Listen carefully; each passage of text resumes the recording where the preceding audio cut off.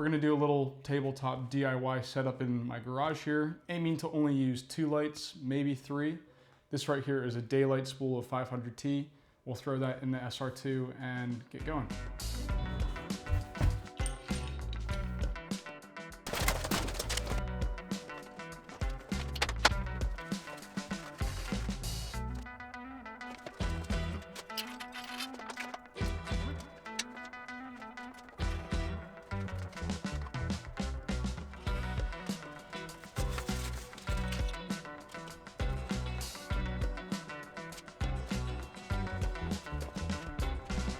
Setting my exposure. Shooting at 500 speed, film stock, gonna be wide open at a T2.3. I'm setting this key light here at about an 11. I'm setting this top light ambience to a 2.8. This bounce here is giving us just about a 1.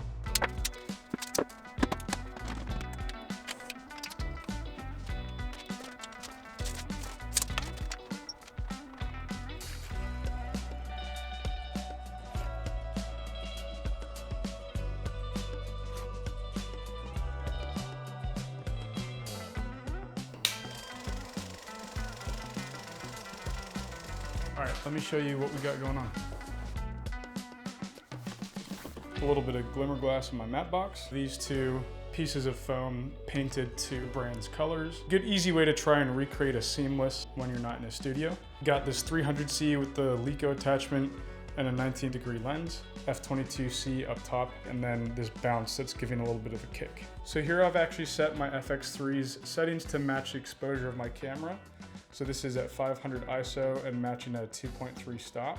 And that's a good quick and dirty way to kind of get a secondary sense on what your exposure is. I always like to trust my exposure meter first and then use the camera as like a secondary color meter of sorts. That's that. We rolled out on 100 feet. So time to take that to the lab and see how it goes. Had a good time playing around with these little instruments. I hope this was a good example of how you can do some really easy product photography. Moments like these really interest me because we're using analog technology on one hand and then, you know, fancy new lighting technology.